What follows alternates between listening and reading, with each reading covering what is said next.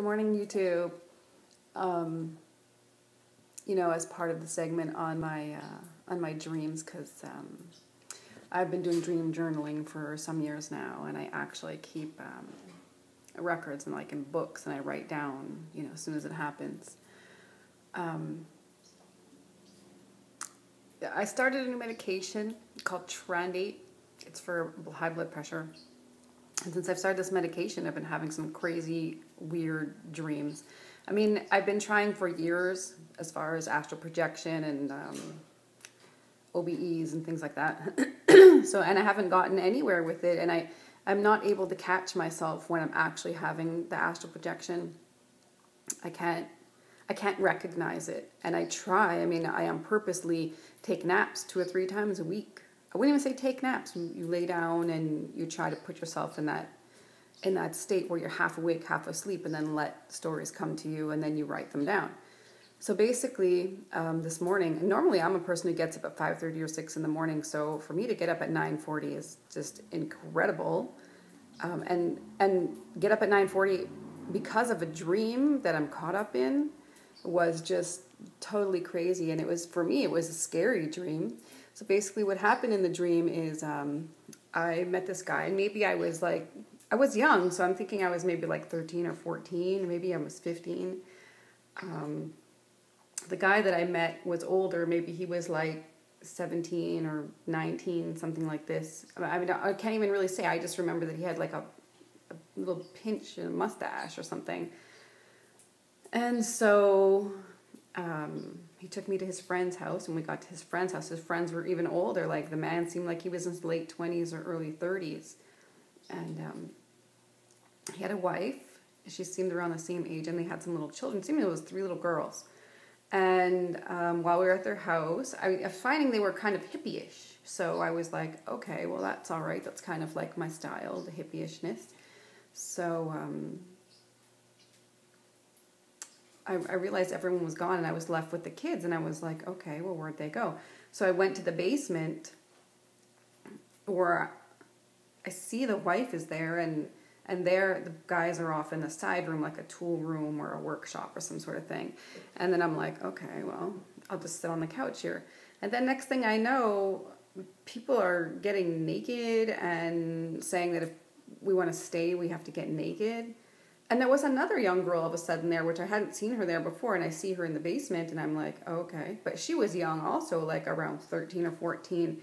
And when I saw her, when he said that we had to get naked, our eyes locked, as if she knew something and I didn't know. So she took her clothes off right away. I could tell she was scared, but she took them off.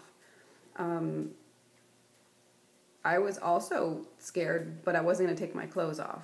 But what I did do is I tried to distract by sitting with the person I was with, and I don't know if you want to call it making out, kissing, and trying to avoid taking my clothes off, or at least buying myself some time so I didn't have to do it.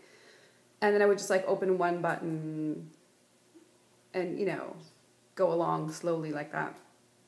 So I decided just to open the buttons and then sit down on the floor between his legs and just run my hands up and down his thighs, trying to find a way to buy some time. And I go and I kiss him on the neck. And then when I look down, his pants are gone. Now, I didn't take his pants off, and he didn't take his pants off that I saw, but his pants were gone. So I'm finding that is very odd. And his shirt is open, and he's wearing a white, a business shirt. And I see on the side of his body, on the right side of his rib cage, he has a puncture mark, as if he'd been injected by something. But I don't know of any drugs that you inject into the side of you. I've never heard of that, if that's the case. But that's just a dream, a dream idea, I suppose. And I realized that this person, at first I thought he was drunk, but then I realized that this is way farther than drunk. This is some kind of drug that I don't even have any experience with drugs at all. So I have no clue except for maybe some green, and that's the all experience that I've ever had. So I say to the people, wow, this guy, my friend, he's really, really drunk, and he's got to go home. I'm going to get him home. So they allow us. They allow us to leave. And the next thing I know, I'm by myself in their house, and I see them. I'm in the basement still. I'm thinking like everyone went outside to go home, and I'm still in the basement, but I don't know why. And then I realized that when their the man, the husband, he was so angry and he was desperately searching for something. And I was standing there like, oh God, he's going to be mad at me. He's going to think that I did something. How am I going to get out of this situation? And then I realized that he can't see me. I was like invisible. So I was just watching the situation happen, which is a very weird feeling to realize in my dream. It's the first time I realized that I had control and that I was invisible. So I stayed and watched. And he pulled something out of like a little, these little plastic 3-drawer things you can buy at Walmart for like $10. He had one of those, and he opened up one of the drawers and he pulled something out in his hand, and he was counting it like as if it was like little pieces of something. He was counting. He goes, no, they're all there. So I'm thinking, okay, this definitely is a drug situation. And I really felt like this man was the kind of man that abducted people and then did terrible things to them and then killed them, because this was such a remote location. I couldn't even figure out where I was. So anyways, I went up the stairs and left. This man was still furious that something was missing. I don't know what it was that was missing. I left, and I realized I was by myself, so I started to walk up the street, and it was like a Canadian, like fall in Canada, with the leaves changing colors, and that's all I could see was the black asphalt. It was sprinkling. It wasn't really raining. It was just misty sprinkling. So it was very misty, sprinkly, wet, damp, and all the leaves were wet.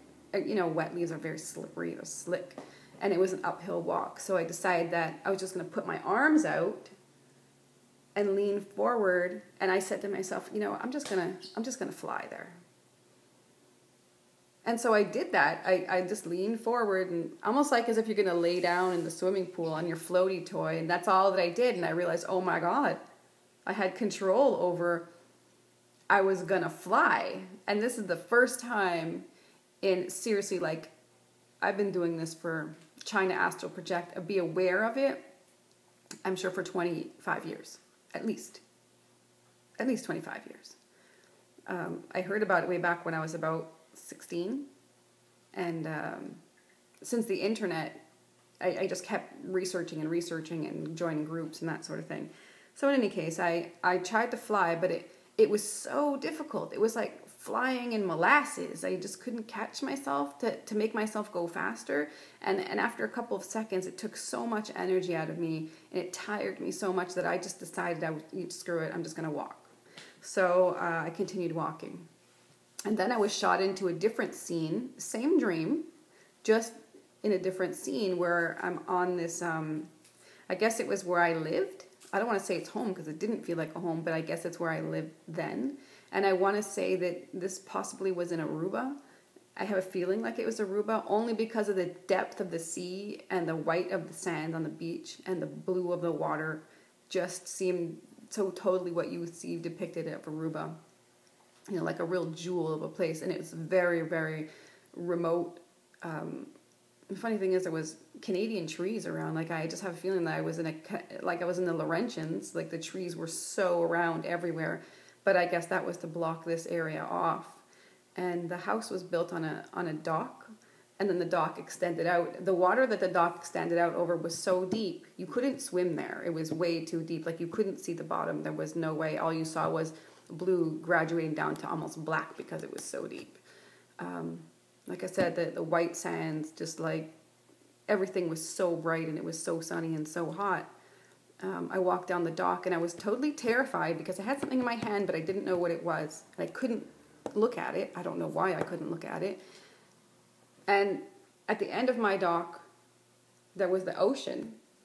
And the other side of the ocean, maybe it was like 2 miles apart. I can see that someone on the other side of the ocean was watching me from their dock.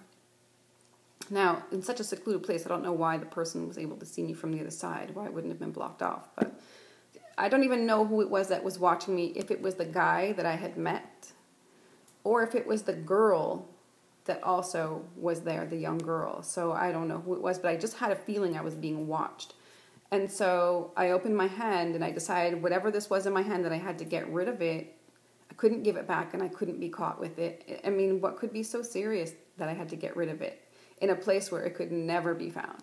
And so what I did is I threw it, and as I was throwing it, I was thinking I shouldn't do this. And I threw it into the ocean, into the deepest part I could see, and I watched it glitter as it fell down. And it basically was a chrome object. To me, it looked like a measuring cup with a straight out handle. So if you think of a cup, normally we have a handle like this, but this is a handle like, a measuring cup handle would be straight out. And it wasn't a very big, it was like maybe this deep, like maybe a half a cup, measuring cup. And it was super chromy and super sparkly, especially in the sun and against the contrast of the blue water. And I watched it disappear down into the water. I felt very terrified that I had done that, and I wondered what the repercussions were going to be, because I knew that I was probably being watched, and I didn't understand, but I have a feeling that it was serious. And when I woke up, I still felt like as if I had to find that person and ask them what the heck is going on here with this whole situation, like who are these people? And then, when you're in the astral, the idea is that you're actually in another dimension, and that this is actually physically going on with your astral body. And I felt like I had to find this person. I don't know the person's name. I don't know where I was. I don't know where this house was. I don't know if this is ever going to cross over with my real life. But obviously the emotions have transferred over, and it's like super powerful today. I don't understand why it's lingering. It's been hours. It's been 2 hours since I woke up from that dream, yet still I had to journal it, and I came and made a video because I just thought it was so powerful in me. Like, what could this be? And I still have a humongous desire to somehow research and find these people, but I don't know, that's not going to be really possible unless they find me. And I do think that they were real people somewhere, someplace, in some dimension. So I thought that was awesome. And I have to say that it's the first time that I was able to control my projection. And most of my dreams, as you know, I already said this, that most of my dreams are dreams of me being chased and dreams of me being harassed or followed, and I'm always running away. And it's funny because in my real life I'm super responsible and I stand up for what I believe in, and I don't know why in the astral I'm always being chased down.